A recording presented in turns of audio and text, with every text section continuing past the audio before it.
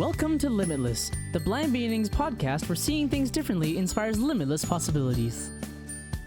This podcast is being brought to you by Blind Beginnings, an organization based in Vancouver, Canada, that supports children and youth who are blind or partially sighted, along with their families.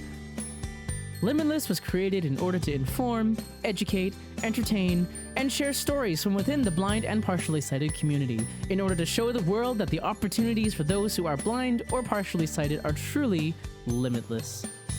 And now, it is my pleasure to introduce you to your host, the Executive Director and Founder of Blind Beginnings, Shawn Marcellet. Welcome back to Limitless, the Blind Beginnings podcast. I am your host, Shawn Marcellet, and we so appreciate you joining us again this week. Today in British Columbia is the first day back to school if you are listening to this on the day that this podcast is released. So we're talking about back to school, and I've got a few people with me here to have this conversation. So I'd like to welcome Keisha, Randi, and Ella. Welcome to the podcast. Hello. Hello. So why don't you guys remind our listeners, I think you've all been on the podcast before, so remind our listeners who you are, a little bit about your level of vision, and then what's your unique situation about going back to school this year? Hi, this is Ella. I am completely blind. I have light perception in my right eye, but that's it. And I'm going to be going into my very first year at Kwantlen Polytechnic University to do general studies because I haven't picked a major yet. And I literally just got out of high school, so this is going to be an adventure. Yeah, that's big. Wow. All right. My name is Keisha, and I have RP, retinitis pigmentosa, and I have essentially just light perception with, a few added bonuses if I'm lucky. Yeah. And so my unique situation this year, so I'm going into my fifth year of university. Yeah, hopefully my last year of my bachelor's degree in tourism management. And but this year is different because I recently was matched with a seeing eye dog. And he is a big, handsome German Shepherd. And so it's been a whole, slew of transitions with that. So it's going to be a new kind of year. Yes. So before we move on, I just wanted to kind of make a note of the whole seeing eye dog, because I feel like people call those dogs seeing eye dogs. Yours is called a seeing eye dog because yes, yeah. Tell us. So he's a guide dog by trade. And but he is, so a lot of people will call all guide dogs seeing eye dogs, but actually this dog is actually a seeing eye dog because he was trained through the Seeing Eye Incorporated, which is an actual guide dog training facility and institution. So he is genuinely a seeing eye dog. And there's a whole bunch of guide dog schools throughout North America and throughout the world. There's like Guide Dogs for the Blind, Guide Dog Federation, Leader Dogs, a whole bunch. The CNIB now has their own line of guide dogs. Guide dogs. I don't think that's the right word. But I know what you mean. It's okay. But yeah, so Bo is genuinely a seeing eye dog. All right. Was Seeing Eye like the first guide dog school? Yes, in North America anyway. But I think it is. Actually, I think it's the first guide dog school in the world. Right. So that makes sense. So that's why we all refer to them as seeing eye dogs until we know better. But yours is truly a seeing eye dog. So I just wanted to clarify that because I didn't want to perpetuate that incorrect term. They are normally called guide dogs, but okay. Sorry. We totally veered off track there. Randi, tell us about your back to school this year. Oh, hello. My name's Randi, and my vision is on the fairly high end of visually impaired. I can read normal print if I hold it close enough to me, but I usually can't read a street sign across the street. My situation, in contrast, Keisha's been in school for a while. Ella's just going into school. I originally graduated high school in 2012, and immediately moved to Vancouver and started some sign language courses, still at 17. And since then, I've been working full time, basically. So I haven't been in school in almost 10 years at this point. And Yeah. I will be going back to school in January 2022 for medical office administration. So that's, yeah, it's going to be a bit of a shock to your system, perhaps. I don't know if I know how to study. I haven't taken a test in years, really. Yeah. I'm sure I'll manage. And then, of course, I am the parent of a almost 8-year-old who is going into grade 3. And it's not me going back to school, but I'm very happy that he's going back to school. We do much better when there's that routine in our family. And, you know, the COVID has impacted our lives for sure, especially in those months when he wasn't able to be at school. So just so grateful for school. But I'll share a little bit more as we move through the conversation. Let's talk about last year. So Ella and Keisha, I'm curious, you know, were you doing classes virtually? Were you going in person? What was the situation? Why don't you start, Ella?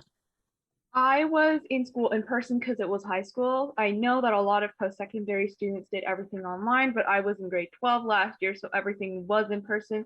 It was fully in person. I did have one hybrid course which was partially online, but the only partially online class that I had was the only two classes that had online components were my math pre-calc 12, which honestly was just tuning into my teacher's Google Meet and listening to him stream his lecture or his teaching. And the other one was foods class, and the online component was really just a few little assignments. So it was really anything huge, I guess. But the bigger difference I would say last year was the fact that instead of taking our classes in semesters or even linear, where we had like 8 courses running all year round, we took 2 courses at a time for like 10 weeks. So we would basically have the term was basically split into quarters, and the quarter system made like classes either extremely easy or extremely difficult and rushed. Right. And math 12 was like the worst one for that. Okay. And science would have not have been great either. And I didn't take science last year. I'm really happy I didn't, because math 12 was absolutely awful on the quarter system. It sucked so bad. And then for your first year of post-secondary, is it going to be in person or is it going to be virtual? I originally signed up for all in-person classes, although the way it works is that depending on what the teacher wants to do, the class could either be fully in person or fully virtual, or in some cases a mix of both.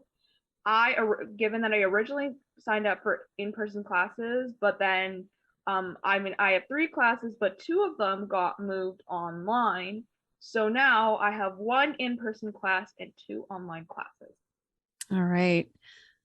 So do you have some concerns about virtual? Like what would your preference be? It sounds like you were hoping for in person.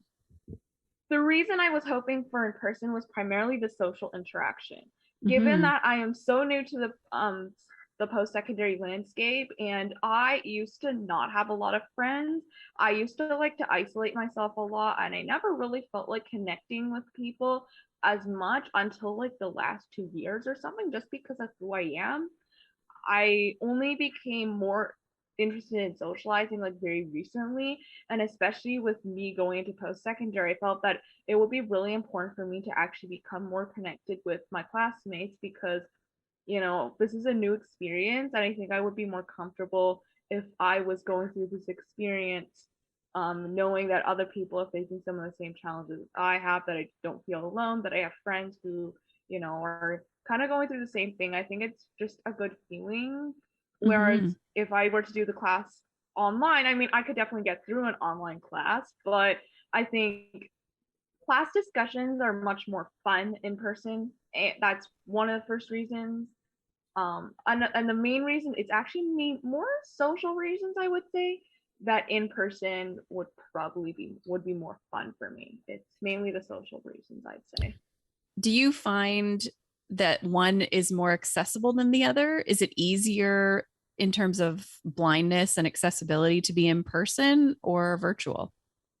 I would say it's about the same. I would say the only thing that might make in person a little bit more challenging, I guess, would perhaps just be the traveling aspect. But I mean, I have to travel anyway, and I really should work on my ability to travel more independently, although I have been doing those things for years now, like in my orientational ability lessons. But my parents have been like quite protective of me, and so like I have never been able to get to school on my own even during high school. So that's, and my college is really close to home. It's like maybe I basically have to walk like 5 minutes to the bus stop and like take maybe a 15-minute bus ride to get there or something like that. So Nice. yeah. Okay. So really the social aspect is what that virtual eliminates. Yeah, it's definitely the social aspect. More, Mhm. I would say the social aspect. I mean, given that I mean, if you really suck at using technology, you're probably gonna hate online learning. And but for me, since I am good, I guess with technology, that's not really the problem. And with in person though, for some reason, I think because in person may be a bit more structured at times, I'm probably a bit more inclined to have to retain information a little bit more in in-person learning, but I don't think Mhm. online learning necessarily makes that much worse. I'm finding, I mean, I haven't taken an online class exactly, but I've attended conferences and lots of meetings on Zoom. And I like that I can see who's all in the room, because in a classroom, you don't really know if everybody's there, who's there. And I don't know, I feel like even the chat that can happen is like something that doesn't necessarily happen face to face, because you can pick the person you want to chat to in your list of names, whereas finding them in the classroom might be challenging. So I actually feel like in some ways virtual is more accessible, which is really weird. I guess I somehow like I guess with in an in-person setting, you could have a bunch of conversations going on at the same time. But like with a virtual Zoom meeting, you can really only have one conversation per room unless you break out into groups or something. So I Yeah, guess both have their cons and pros, really. that's true.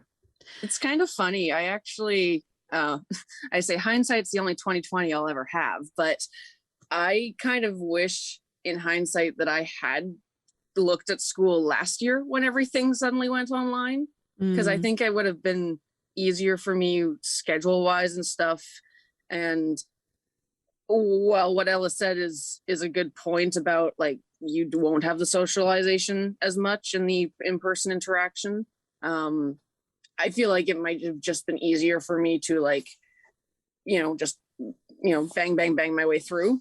Mm-hmm. But work was just so crazy. Excuse me, I didn't even have the brain power to think of this at the time.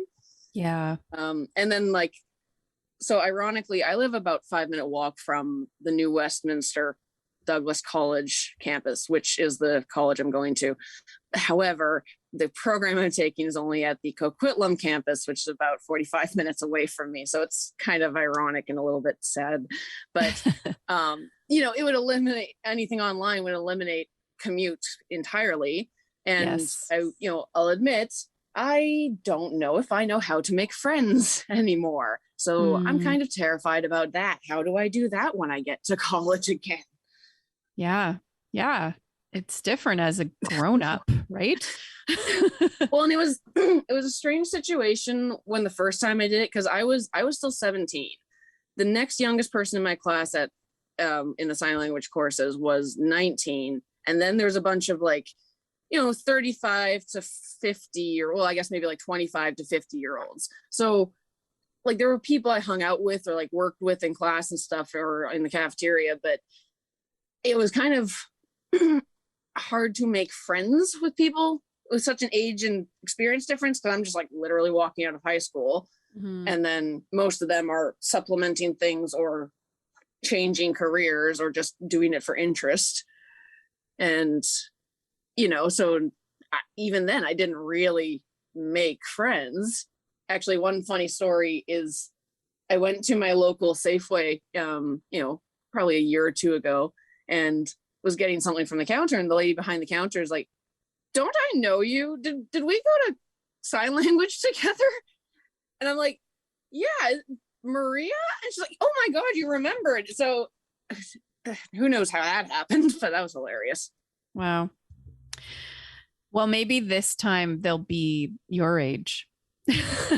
Maybe you'll fit I'm in. not sure, like, because it's, it's office administration. Are a bunch of high school kids gonna know they want to do that kind of stuff right out of high school, or is it going to be mostly people like me going back to school or adding extra stuff?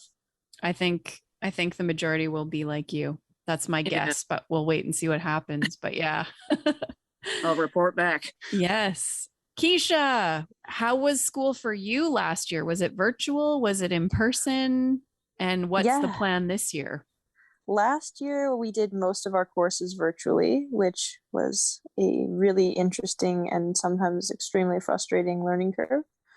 And actually, it's funny because for my degree, I have to take like a number of kind of business math courses. So I had to take accounting. It was the first time I'd ever taken an accounting course, and I took it virtually last semester, and it was, I mean, I passed, which was miraculous. No, like I worked really hard, but like and I got like a tutor and stuff, but like it was very interesting because there was a lot of like troubleshooting, and it's already kind of a visual course in some respects, and so it was very interesting. But yes, most things were virtual, and everybody kind of had a different platform. Like it was so funny because you'd have profs who were like, okay, we're going to use Zoom, we're going to use Big Blue Button, we're going to use Microsoft Teams, we're going to use Blue Jeans, and I'm like, my goodness. And then there was all these other like little sub platform, like all these other like, yeah, it was a time. But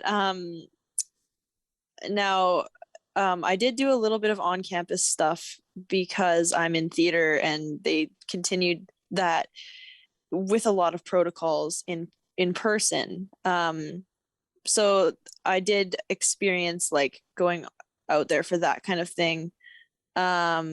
And yeah, there was definitely a lot involved in terms of the protocols, which is good. This year for school, TRU is set to have a fully in-person like restart. I think some courses are being offered virtually, but a lot of stuff is going to be in person. So it'll be very interesting to see how that plays out. Yeah. Okay, so thinking about the protocols and all of that, do you have concerns about navigating that with a guide dog while you're still sort of getting used to having a guide dog? And definitely, yeah, there's a lot there, right? There's a lot of learning to be done, and I'm confident that we will be able to do it. But like even with a cane, like there was interesting protocols that I'm sure we've all probably talked about on here, and we've probably all thought about at different times. Is like the spacing thing, because we can't see that, and neither can the guide dog. Like the I always see these posts that people put up that's like, my guide dog it doesn't know how to line up in a line. They can't read signs, they can't, they don't know about the arrow thing.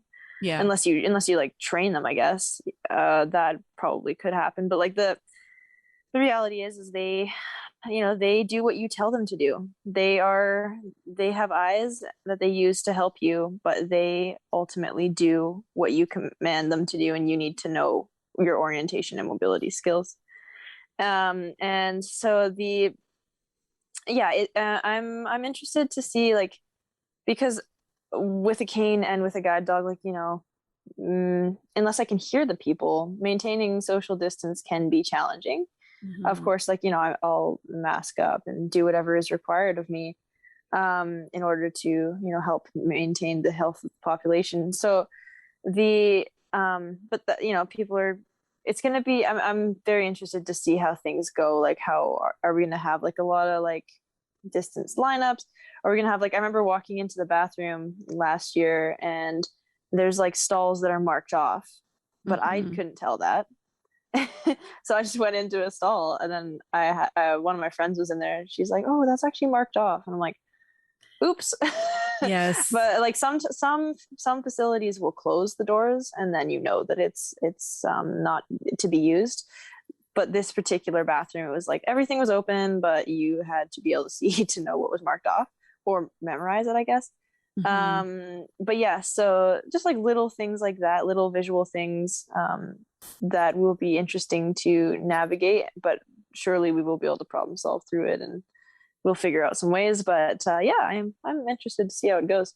Yeah, even the spacing in like seating in a lecture hall or in a classroom or whatever, if it's like every other chair or something, it's generally some visual representation to show that doesn't really well, and usually in a situation like with like I'm one of those people that will talk to my prof and be like, hey, can I just have this seat over here? And it just makes my life easier, because then I'm not like, clambering through everybody and like, hi, how's it going?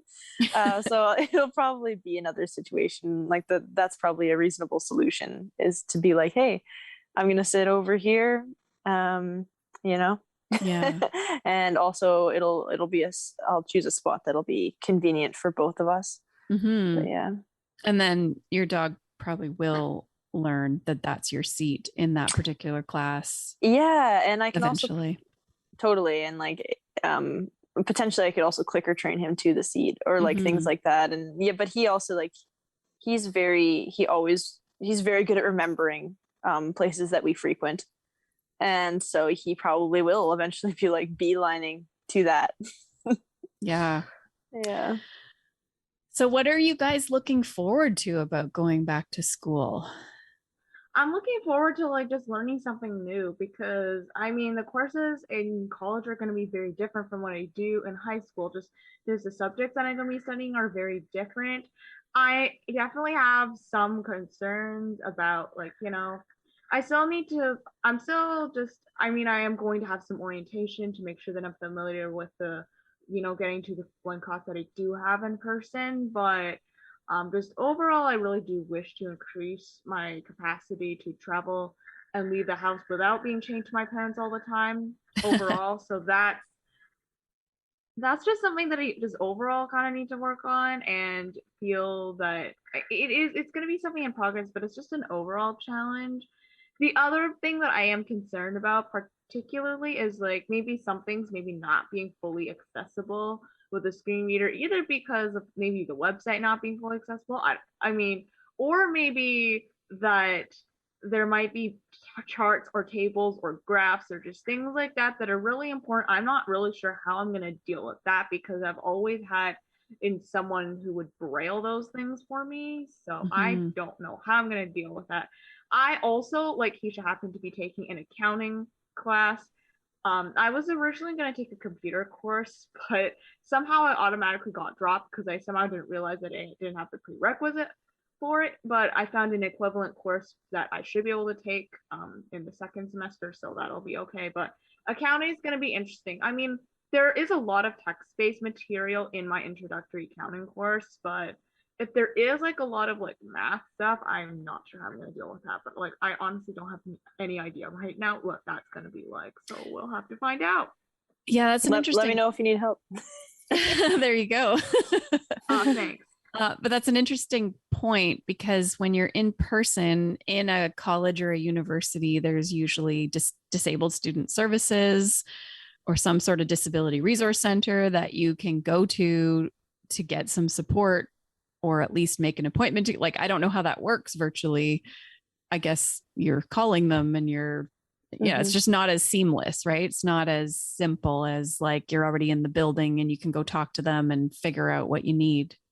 And when you're new, especially if you've never done this before and you're used to having a teacher that's visually impaired, and now you're like on your own, but I'm sure you'll figure it out, Ella. Yeah, I will. Like, I really have not had that much support. Like, I would say in grade 11 and 12, especially, I would say my support was actually quite minimal, although my EA helped me quite a bit in math just because out of necessity.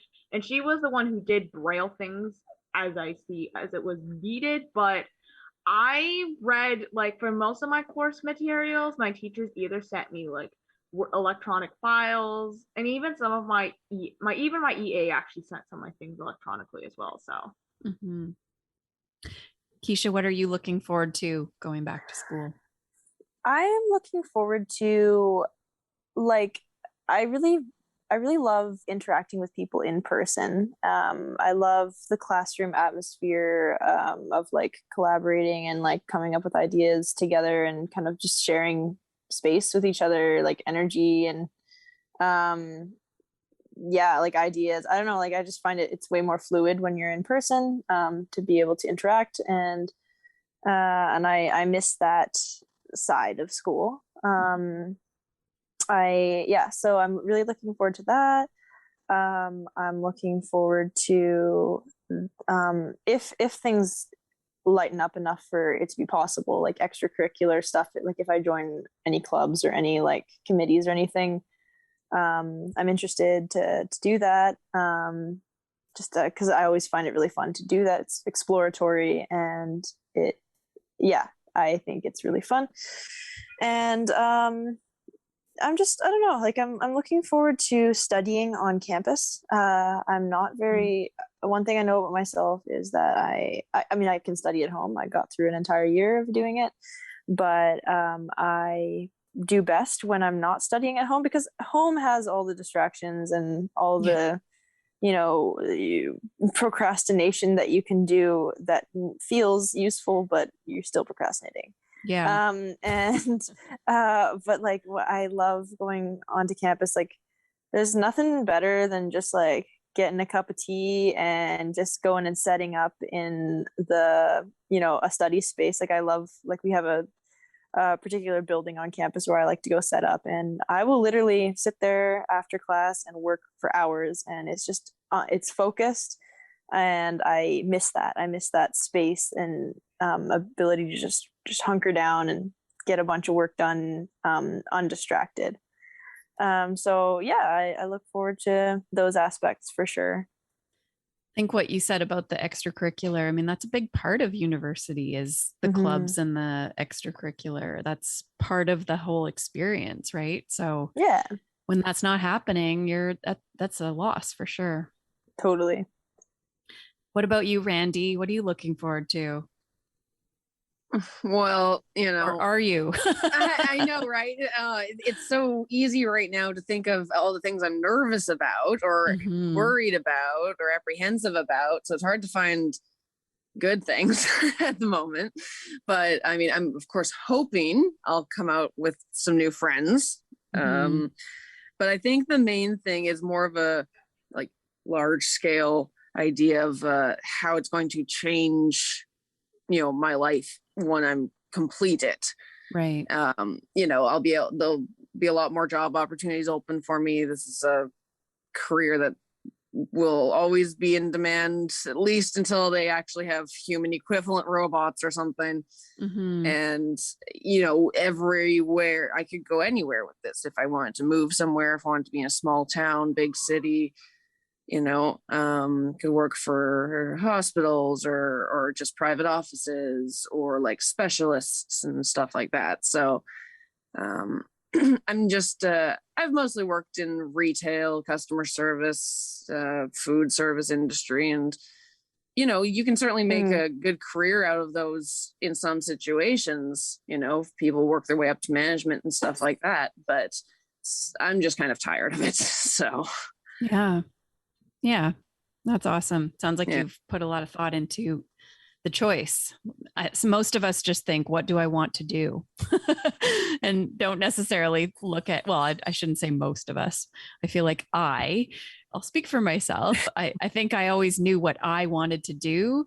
I wanted to work with blind children. Well, that wasn't exactly a career that gave, there wasn't a lot of opportunities or choices in that. There isn't a set course list for that necessarily. Yeah, exactly. So I wasn't thinking of my job prospects. I wasn't thinking of sort of the future or anything like that. It was just like, this is what I want to do. So I think that's great that you're considering all of that. Because I've been through that a couple of times where like for years I was sure I wanted to be a vet, and then I had some experiences where I was like, maybe I need to reconsider that. And then I wanted to be a sign language interpreter, which is why I took the sign language courses. And about halfway through that, I'm like, okay, at least the way this is going now, because this was sign language for averagely sighted deaf individuals, not deaf blind, because then it's a different type of, they use tactile sign, which is hand over hand kind of touching. This was just somebody watching you across a room, and that wasn't working for my vision level to be able to follow that, because it was really like some schools have French immersion where almost everything's taught in French. This was everything was taught in sign language, except for our English class. And so it was visually very exhausting, and I was getting migraines way too frequently. And like, in high school, as the teacher's explaining something, I can close my eyes and follow along still. You really can't, like, you blink for too long and you've missed half of a sentence and you're lost in the context. So I'm glad I took it, because it was very interesting, and I can still stumble through if I've used it a couple times at a couple of different jobs where somebody came in and they were asking for a pen and paper, and I'm like, oh, well, actually I sign if you go slowly, So but yeah, so it's something I could always revisit and look at. I don't know if there's a different course for something like a deaf blind interpreter, or I think they might be interveners, but yes. That's, the whole mind course plan of my life had to shift again. And so then I was like, well, I don't have the money, I don't have the time. I'm not going to just take a bunch of courses till I figure something out. And so, that's where I've kind of been in work for a while and looking at a few different ideas. And, I, should look at my options and desires for a career with my vision level now, but it's also hard to not think ahead of my vision is basically guaranteed to get worse, but that is true of everybody's eyes. I was told by an ophthalmologist assistant that basically if you have no other problems with your eyes, you basically have until you're 35, and then that's like the peak, and then they start slowly going downhill for everybody. So so something it would be great idea if I picked a career now that I could still continue if my vision declines. And I've also had a lot more years now to figure out perspective, as opposed to when I was straight out of high school. So more of the situation I'm in, where it is more of future as opposed to just in the moment. Let's talk about vision related concerns about returning. We've kind of mentioned, I guess, some of the things, but I have a question, and I'm not at all an anti-masker. So, but I do find that when I'm wearing the mask, my mobility is impacted. My ability to kind of, I think I really use echolocation a lot. We haven't really talked about echolocation too much on the podcast yet, but basically I use what I can hear to help me orient to my environment. And with the mask on, it really has impacted my ability to interpret what's around me. I'm just curious, Keisha or Ella, have you found that? In my particular case, I guess I don't, because I can usually tell if there's something if I can see light reflecting off the wall or something. So sometimes, like, since I have light perception, I can maybe sort of tell in front of me that there's something because there's light bouncing off of it. So I maybe don't need to tongue click or like as much for some reason, which I mean, I guess I do it occasionally, which it's kind of weird. So I don't necessarily think a mask necessarily ruins my ability to orient myself per se, because it doesn't necessarily impact my hearing. So and I can't, and since my eyes aren't covered, I can see the light bouncing off of something. But I think if I didn't have light perception though, I think the impact would be much bigger, probably. What about you, Keisha? I personally don't find a huge impact in terms of my vision stuff. So I don't echolocate very often. I should probably learn a bit more about that. But yeah, so I don't know. It doesn't really seem to impact too much for me because mainly just muffles things like when I'm talking or when other people are talking. Because I can see light as well, but I just feel not as aware. Like, I don't know, like there's a little bit of a barrier between me and what's around me. It's like somebody's put a blindfold on me, which is very ironic. And I still know where I am and I still know what's supposed to be there, but I'm just not seeing it. I'm not finding it as quickly or efficiently or easily. I don't know. So, I mean, I'm doing it. I'm doing it. And the more you do it, I guess you get used to it. But I guess because I don't go out every single day, because I don't have to, because I'm working from home a lot too, I'm not getting to practice it as much either. So, all right. So, other things that might impact us or you specifically back at school, like, okay, I'm assuming some university campuses are going to have, there's like these plexiglass shield things that didn't used to be there wherever you're talking to somebody behind a counter or a desk or something. Have you guys encountered that? Yes. So you're like talking through plastic at people. Yeah. It's hard to, I even had that experience at a restaurant where there was the plexiglass so that, they're kind of sliding your plate around the side of it onto the table, but it's protecting them from talking at you. And it's already hard in a restaurant to know when it's your turn to order when you're the person who's blind. But now they're like talking to you through plastic, which I just was like, oh, this is interesting. My favorite part about that, as I'm sorry, I just have to say this now. Well, I don't have to, but is like, so often you'll see that at like a checkout, and I, for the life of me, always, for some reason, like I always like can't figure out where the heck the debit machine is, like yes. where like to find the whole. So I'm just like scanning along. I'm like, hey, where's the debit machine? And also, it's funny because now I have the added bonus of, because I don't carry a cane very much on me anymore, and I have a dog, and not everybody associates guide dogs with sight loss. So a lot of people say to me, "You don't look blind anymore." Mm-hmm. So I'm like, oh yeah, just FYI, I'm actually blind. So could you give me, like, I obviously say it respectfully. I'm like, do you mind letting me know where the debit machine is? And they're usually like, yeah, over here, and I'm like, can you tap it? Yeah, but it's always like a fun struggle. I always encounter that in the cabs, when I take a taxi, and they're like, like there's like a weird little hole for the thing, and I'm always like reaching over, reaching under. I know, and you're supposed to not be touching, but then they end up having to sort of touch your hand or give you something in your hand, or like all the things that you're supposed to avoid doing just get thrown out the window because you're just lost, right? Yeah. Like, yeah. The funny thing is that I'm usually the person on the other side of that counter and barrier. Right. And, like, I haven't run into any, blind people to direct to something, but, you basically have to like, or you at least feel like you have to shout to be heard between a mask and a giant thick piece of plastic. Yes.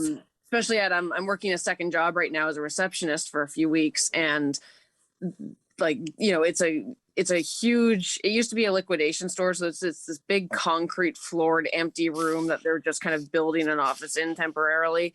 And like, it's already really loud and hard to hear people. And then people don't always talk loud enough from the other side. And then if you lean around it, you kind of defeat the point of it, but everyone's wearing masks. So it's, sometimes I still just run around the other side. And last night they were like literally assembling a wall kind of behind me. So there was like drills going off and construction kind of noises, and I'm on the phone, and then people are coming in, and I'm just like, just holding up a finger at them. I'm just like, hang on a second, let me just run around. Yeah, you talked a little bit, Keisha, about the like not being able to see the arrow, the directional travel, the spacing apart in a lineup, all those kinds of things. Definitely that is still a challenge. I haven't figured out a blind technique to figure that out. And I'm assuming that will be the situation at a campus, any campus. I reckon. Yeah. So one thing that I really miss, I used to occasionally, not all the time, but probably once a week, I would either drop my son off at school or pick him up. And really, ever since COVID, I haven't done that because there's like the parents are supposed to stay in a certain area, and then we're also supposed to space apart from each other. And really the whole point, the reason I enjoyed doing it was so that I could connect with other parents and have chats with other moms and, see the mom friends that I know and kind of catch up a little bit.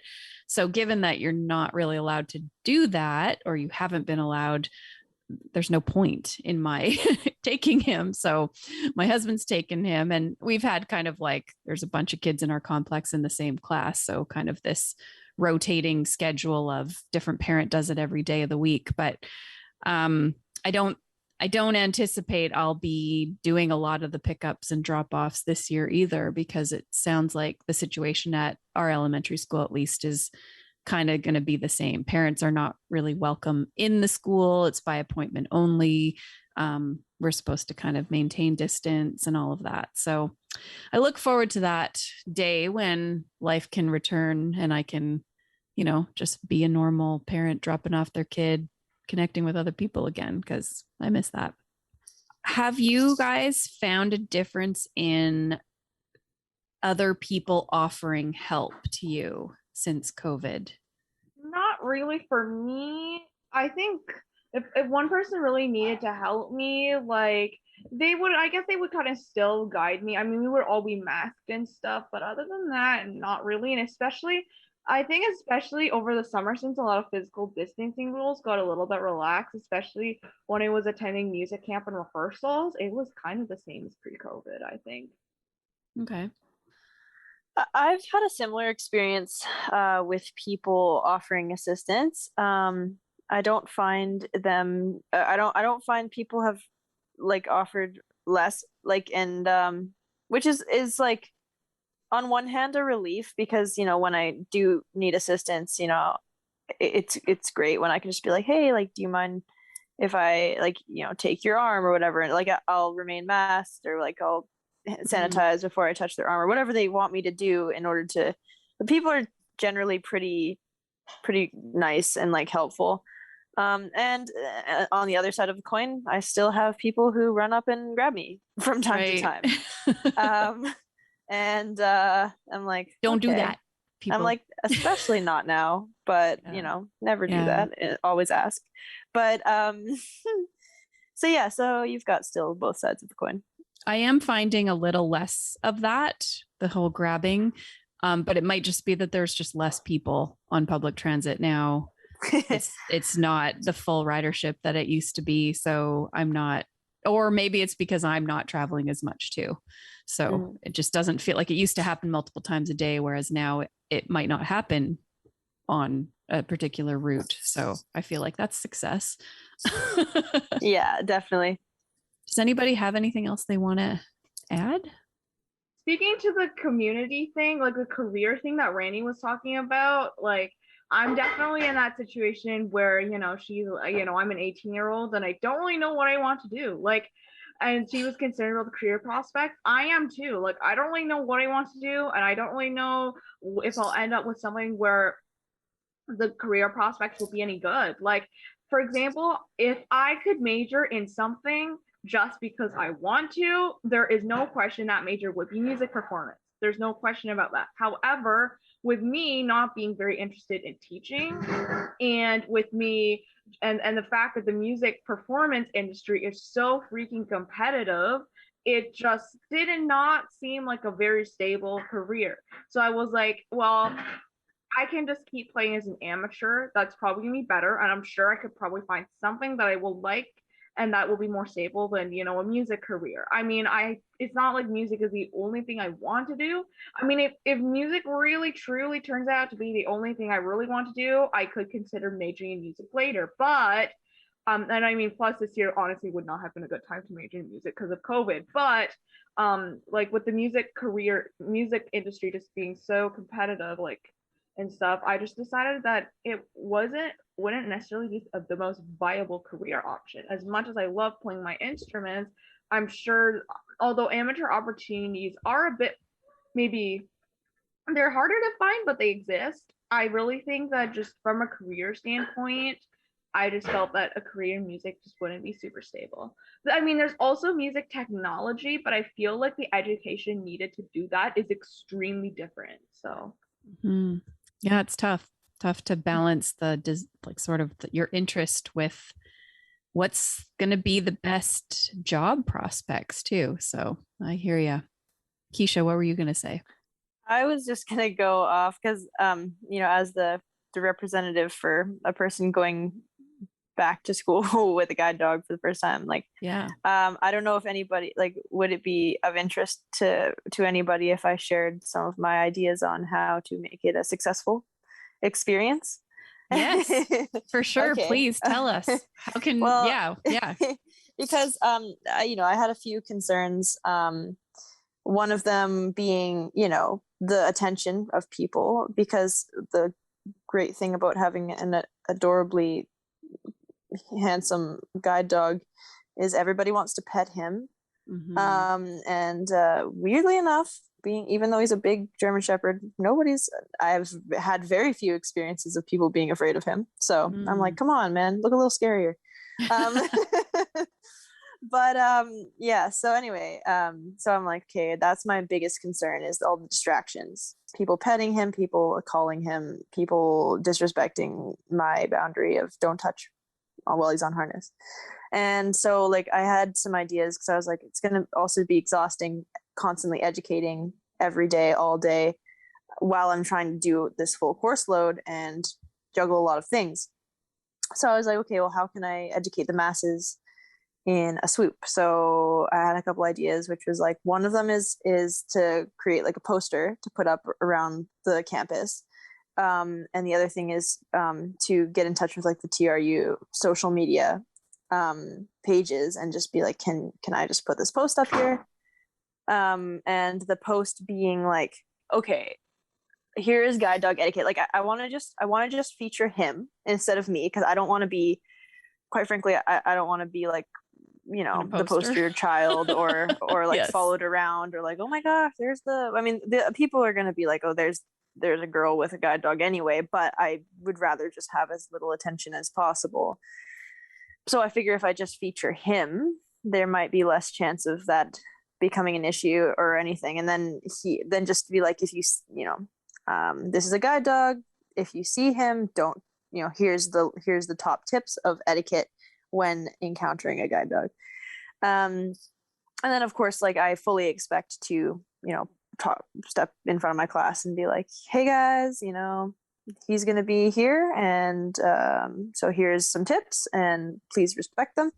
And the other thing is I've already reached out to professors and been like, hey, just so you guys know, I will be attending your classes with my guide dog, and just be prepared for that. And whatever like questions I can answer or clarify for you, I'm happy to do so. And yeah, so it'll be super interesting. And then like, of course, I guess the other challenge is like making sure I'm scheduling his like bathroom times, like park times, and around my courses, and making sure he's getting all his needs met, as well as like his biological needs, and just go and do that.